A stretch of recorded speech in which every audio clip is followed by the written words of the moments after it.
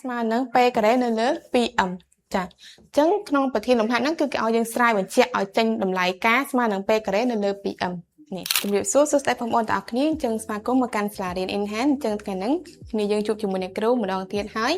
ទាំងនៅក្នុងថ្ងៃហ្នឹងដែរគឺវីដេអូនេះគឺនឹងនិយាយអំពីលំហាត់មួយដែលតាក់ទងជាមួយនឹង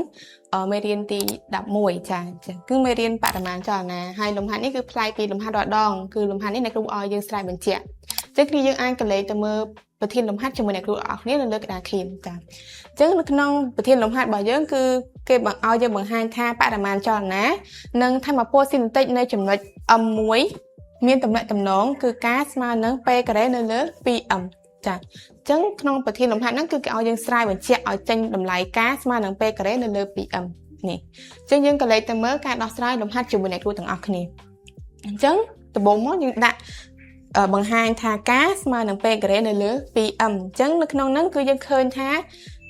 វាមានថាមពលស៊ីនេតិកជាមួយនឹងបរិមាណចលនាអញ្ចឹងថាមពលស៊ីនេតិកគឺគេតាំងដាក់អក្សរការរីឯបរិមាណចលនាគឺគេតាំងដាក់អក្សរ P យើងដឹងហើយព្រោះរូបមន្តហ្នឹងគឺយើងរៀនតាំងពីថ្នាក់ទី8មកណោះចាអញ្ចឹងយើងដឹងថារូបមន្តថាមពលស៊ីនេតិកគឺការស្មើនឹង1លើ 2m v ការ៉េហើយមួយទៀតគឺបរិមាណចលនាគឺ P ស្មើជាមួយនឹង mv ចា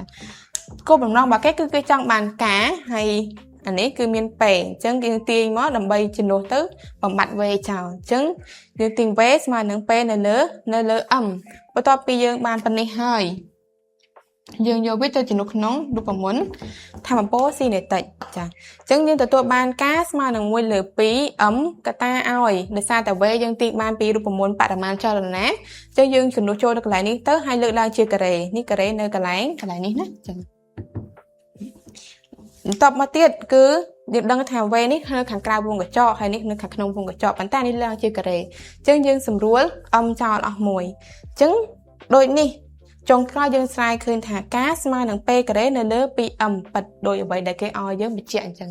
ងចំពោះលំហាត់នេះគឺរៀងប្លែកបន្តិចដោយសារតែគេឲ្យយើងស្រាវជាប្រភេទរូបមន្តអញ្ចឹងចំពោះការដោះស្រាយនៃលំហាត់ហ្នឹងគឺមានតែប៉ុណ្្នឹងទេហើយបើសិនជាគ្នាយើងមានចម្ងល់ឬក៏អត់យល់នៅត្រង់ចំណុចណាមួយនៃការស្រាវលំហាត់ហ្នឹងគឺគ្នាយើងអាចតម្លាក់សំណួរនៅខាងក្នុង comment ខាងក្រោមវីដេអូនឹងបានចាអញ្ចឹងជួបគ្នានៅវីដេអូបន្តទៀតអរគុណច្រើន